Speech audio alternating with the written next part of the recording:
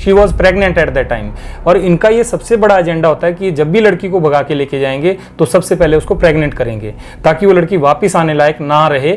जब तक उसको ये पता चलता है कि मैं इस ट्रैप में फंस चुकी हूँ और मुसलमानों के ट्रैप में आ चुकी हूँ, तब तक बहुत देर हो चुकी होती है। लेकिन अधिकांश मामलों में हमने ये पाया कि जो भी लोग जो है ऐसी लव जिहाद की घटनाओं को अंजाम देते हैं, उनमें से अधिकांश लोग पहले से शादीशुदा होते हैं और उनके बच्चे भी होते हैं।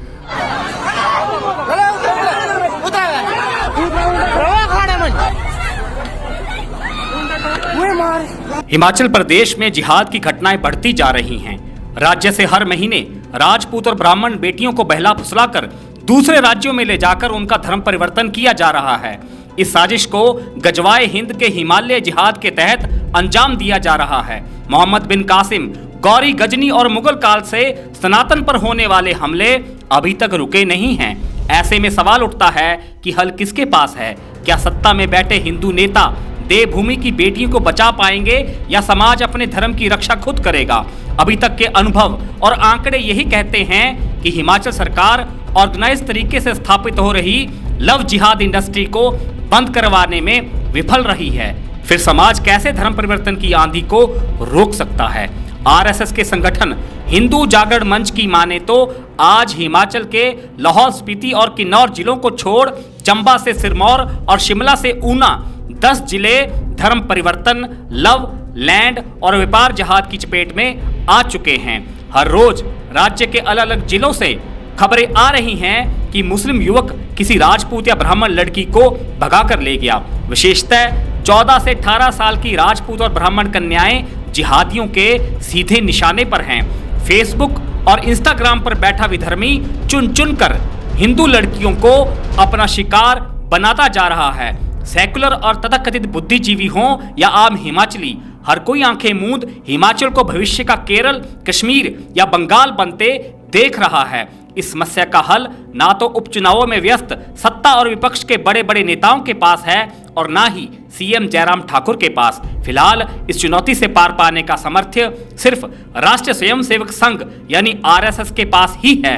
संघ ने जिहाद से लड़ने की जिम्मेदारी हिंदू जागरण मंच को दे रखी है। हिमाचल प्रदेश में मंच ने दायित्व महामंत्री कमल गौतम को सौंपा है। कमल गौतम और उनकी टीम ही इस वक्त हिमाचल के सनातन समाज की सबसे बड़ी उम्मीद भी है। गौतम की गाड़ी में हर वक्त आपको 1-2 बुरके मिल जाएंगे। चंबा के नकरौड़ में हिंदू परिवार के घर को जिहादियों द्वारा तोड़ने की घटना हो या प्रदेश के 10 जिलों की सैकड़ों राजपूत और ब्राह्मण लड़कियों को कश्मीर, यूपी, दिल्ली, महाराष्ट्र, केरल के मुस्लिम बहुल इलाकों से रेस्क्यू करने के ऑपरेशंस हों, हिंदू जागरण मंच के योद्धा बिना थके हारे सनातन की रक्षा का भार अपने कंधों पर उठाए हुए हैं। गौतम कहते हैं कि ये लड़ाई समाज को खुद लड़नी है, क्योंकि स्थिति सरकार के नियंत्रण से बाहर हो चुकी है। सनातन समाज आज उनकी बात ध्यान से सुने। क्या बिजली की रफ्तार से प्रदेश में 500 से अधिक मस्जिदें और मदरसों का खुलना अपने आप में चौंकाने वाले ट्रेंड की ओर इशारा नहीं करता? देवभूमि देश भर में सनातन के केंद्र की तरह है। क्या कोई पिछले कुछ सालों में कश्मीर में 500 हिंदू मंदिरों के निर्माण की कल्पना भी कर सकता है? आज कश्मीर से हिंदू फिर पलायन को मजबूर है। पिछले कुछ दिनों में ही हिंदुओं को चुन चुन कर मारा जा रहा है। अफगानिस्तान से सिर पर गुरु ग्रंथ साहिब के पावन स्वरूप को लाने वाले हमारे भाइयों की तस्वीरें भी आपने देखी होंगी। बांग्लादेश में त्योहार मना रहे हिंदुओं की बहु बेटियों के बलात्कार, नरसंहार भला कौन कर रहा है? इस्कॉन टेम्पल पर हमला क्यों हुआ? फिर हिमाचल में मस्जिदों के जाल को फैलाने का क्या मकसद हो सकता है? 90 के दशक में कश्मीर की मस्जिदों के लाउडस्पीकरों की वो आवाजें भला कौन भूल सकता है, जब 19 जनवरी 1990 की सर्द शाम को फरमान जारी हुए, ऐलान किया जाने लगा रालिव तस्लिव या गालिव, या तो इस्लाम में शामिल हो जाओ, या तो घाटी छोड़ दो, या फिर मरो। नारे लगने लगे कि पंडितों यहाँ से भाग जाओ, पर अपनी औरतों को यहीं छोड़ जाओ। हमें पाकिस्तान चाहिए पंडितों के बगैर और उनकी औरतों के साथ। हिंदू जागरण मंच के महामंत्री कमल गौतम से ही सुने हिमाचल में जिहाद आखिर किस तरह से फैल रहा है और क्यों सनातन समाज को खुलकर धन और बल से उनकी सपोर्ट करनी चाहिए। तो हिमाचल के कुल्लू जिला में अभी पिछले दिनों एक घटना हुई थी, जिसमें हम दिल्ली से पुलिस की सहायता से उस बच्ची को बचा करके लाए थे। कांगड़ा जिले की है। अभी अगस्त महीने में वो घटना हुई थी जिसमें कश्मीर से हम उस बच्ची को बचा करके लाए थे। मामला शिमला में भी पिछले वर्ष आया था। बिलासपुर में अभी लगभग कोई 20 दिन पहले एक घटना हुई थी, उसमें हम उत्तर प्रदेश के रामपुर से उस बच्ची को बचा करके लाए। संयोग नहीं इन घटनाओं को हम कह सकते। षड्यंत्र के तहत हिमाचल प्रदेश की देवभूमि की डेमोग्राफी को बदलने के लिए मस्जिदें और मदरसे आज कुकरमुत्ते की तरह पूरे हिमाचल प्रदेश में फैल रहे हैं। ये इन जिहादी गतिविधियों के अड्डे हैं।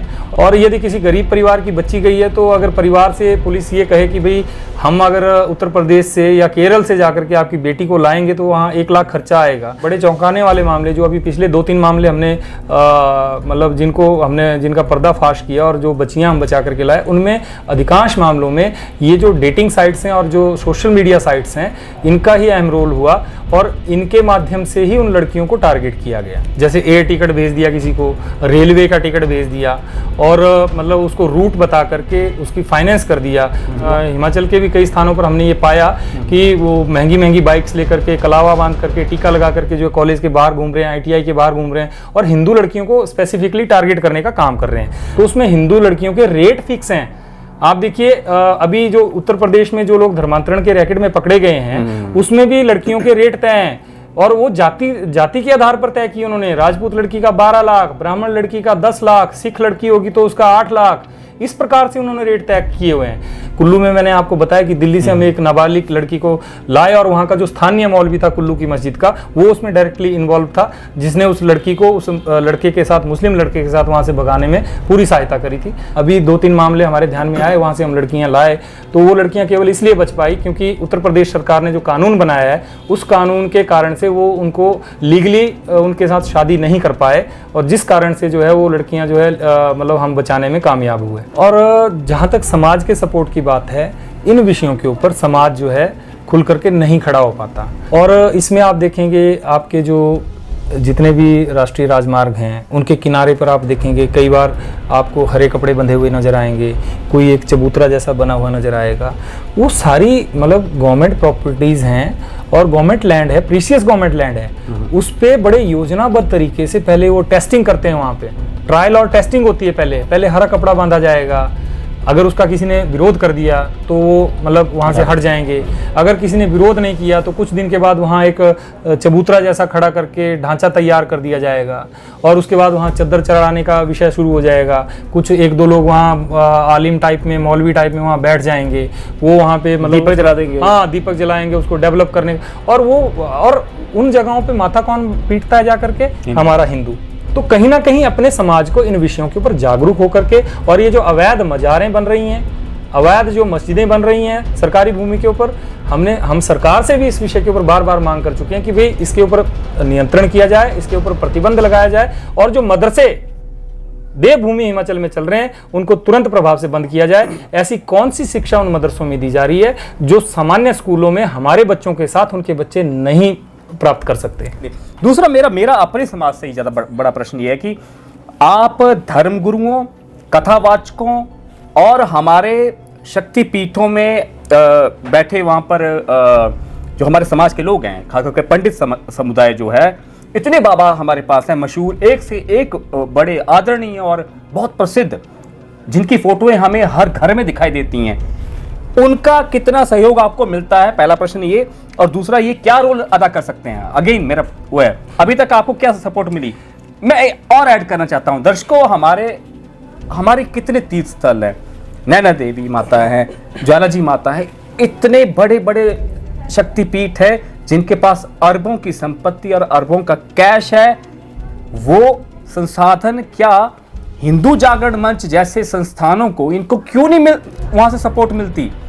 क्योंकि ये नहीं बताएंगे, गौतम जी नहीं बताएंगे, लेकिन हमें पता है कि किस तरह से एक एक रुपया जोड़ के ये लोग भागते हैं। सुबह 4 बजे, दोपहर, रात, दिन रात, आंधी तूफान, कहाँ जाना है? मुंबई जाना है जी, कश्मीर जाना है, केरल जाना है, कैसे भागकर ये हमारी बच्चियों को बचाने का कार्य कर रहे हैं। तो हमारे कथावाचकों, हमारे धर्मगुरुओं और मंदिरों से आपको क्या सपोर्ट मिल रही है, हमें ये बताइए हिमाचल को। दर्शकों, हिंदू जागरण मंच को ताकत देने के लिए आप उन्हें दिल खोल कर सपोर्ट करें। उनके बैंक डिटेल डिस्क्रिप्शन में दिए जा रहे हैं। हिंदू जागरण मंच के मुताबिक ब्राह्मण, राजपूत या सिख लड़की का धर्म परिवर्तन करने पर 7 से 10 लाख रुपए दिए जाते हैं। भुगतान लड़की की प्रेगनेंसी रिपोर्ट देखने के बाद होता है। मगर जो संस्थाएं इस जिहाद के खिलाफ कार्यरत हैं, उनके पूरे संगठन को 1 साल में भी इतना फंड नहीं मिलता जितना एक जिहादी को मिल जाता है। इसी बात से आप अंदाजा लगाइए कि लड़ाई में धन की शक्ति कितनी निर्णायक भूमिका अदा कर रही है। अगर विश्वास नहीं होता तो उत्तर प्रदेश में हाल ही में यूपी स्पेशल टास्क फोर्स ने जो खुलासे किए हैं उन पर नजर दौड़ा ली जाए। 2-3 संस्थाओं को ही 150 करोड़ रुपए से अधिक की फंडिंग हो चुकी है। सनातन एक दरिद्र या गरीब समाज नहीं है, मगर सनातन की संस्थाएं हिंदू लड़कियों को बचाने जब जाती हैं तब गाड़ी में पेट्रोल तक के लाले पड़ जाते हैं। अरबों रुपए मंदिरों के खातों में तो हैं, लेकिन हिंदुओं की जमा पूंजी की जब सबसे अधिक आवश्यकता आन पड़ी है तब मंदिर कमेटियों की उदासीनता उस दर्द को उजागर कर देती है जब मध्यकालीन युग में हमारा समाज मुट्ठी भर लुटेरों के आगे पस्त हो गया था। इतिहास हमारी आंखों के सामने ही लिखा जाएगा। जीत तभी सुनिश्चित होगी जब हमारे मंदिरों की गुल्लकें सनातन समाज की रक्षा के लिए खोल दी जाएंगी। अब तय आपको करना है, पतन को बुला रही नींद में ही रहना है या जागना भी है। के वक्ष में तीर से गड़े रहो। देश है पुकारता पुकारती माँ भारती। देश है पुकारता पुकारती माँ भारती।